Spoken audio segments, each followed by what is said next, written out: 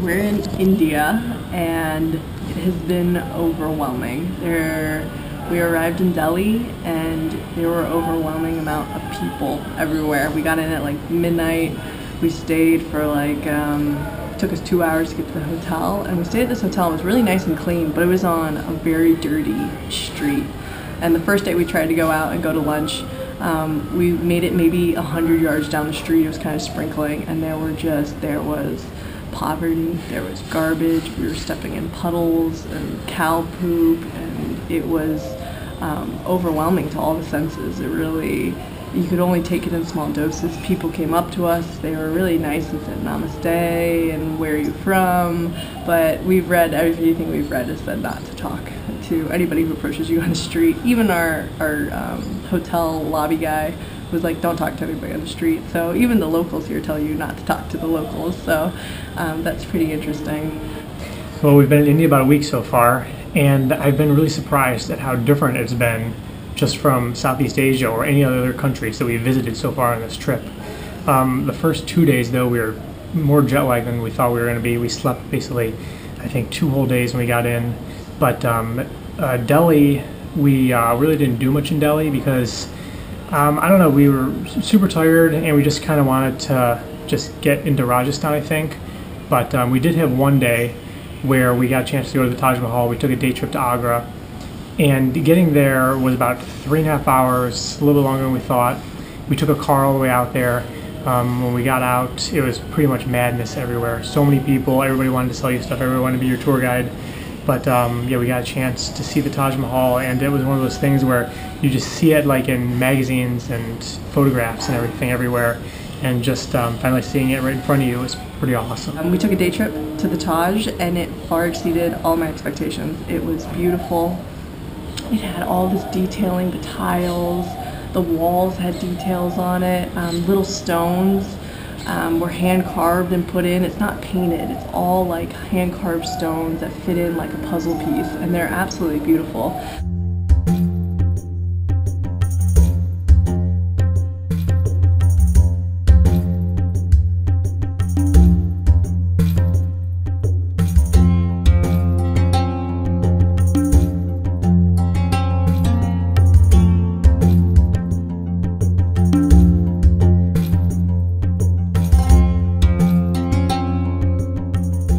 So we took a 5-hour train ride from Delhi to Jaipur, and the train ride was really interesting. I spent the whole day like glued against the window.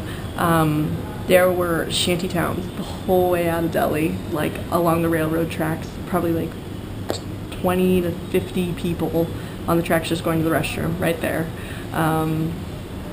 I think that's what they do, that's why they go to the restroom, I don't know. It was interesting though just to see that, and then to move into the countryside and the green fields. It was much greener than I thought it would be. But arriving in Jaipur, we were staying in a homestay, and the wife teaches yoga classes, and it's really pranayama, it's really about breathing, and there's the 2 locals who always come every morning at 7 a.m. and so we've been enjoying yoga every morning. And then we have a home-cooked meal by their chef, and it's usually a bread and a sauce and some kind of egg, and it's been really great to have that kind of local experience with her cooking.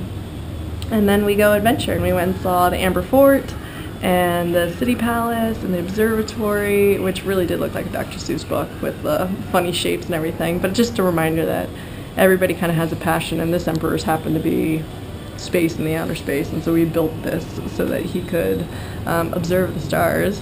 But the Amer Fort was beautiful. There were elephants walking around, there were camels.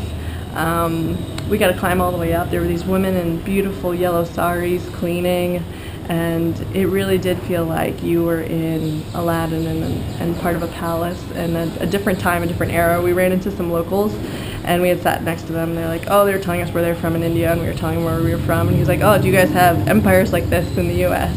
And we were like, no, like a building built in 1912 is like an old building to us. You know, we have nothing this old here. So that was interesting. They laughed and we laughed too, because there is such a history here that you don't find anywhere else. We got to see just some random elephants that were walking around the fort. We got to experience just the, like we like to say, the museum inside the museum, because there was all these local people that are there. We forget sometimes that not only are there foreign tourists, but there are a lot of local Indian tourists here that are also visiting these amazing structures of India that are here, and that was kind of neat. Everybody wanted to take like selfies with us, which is kind of funny. And so what we found is dealing with the masses of people is really, really tough, but we've had some really good one-on-one interactions with our tour guide, with our homestay people in Jaipur, and those are the moments that I really, really enjoy. The yoga class, watching the cricket match, walking around Amer Fort and meeting Solomon, our driver. Those kind of things are the things I really like about India.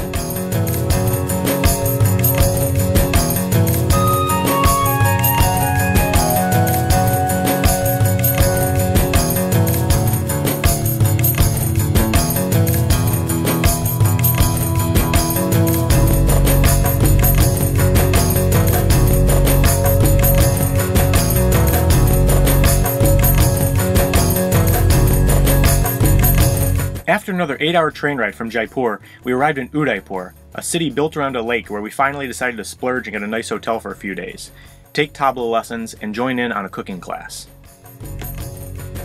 First, Tira Kita, one word of the Tabla, just like 3 fingers together, one up. 1, 2, 3, 4. Call Tira Kita. Again. 1, 2, 3, 4. 1, 2, 3. You do 2, 3, 4. 1, 2. No, this band not take up. Only this band and up. Da, tin, na. Very good. Understand? Yes, I got it. Everywhere we've traveled has offered cooking classes, but we've been saving ourselves for India. We signed up for Sashi's cooking class based on the 5-star Lonely Planet reviews, but what we got out of class was so much more than just food. Sashi is of the highest Brahmin caste in Hinduism, which has strict rules for women. Her husband died 15 years ago, and she was left with 2 young boys and no way of supporting them. She eventually started helping prep food at a hotel, and that is where the cooking class idea came from. 5 years ago she spoke no English. Now she speaks English, German, and French. It's a beautiful entrepreneurial and inspirational story, especially for a woman in India to overcome.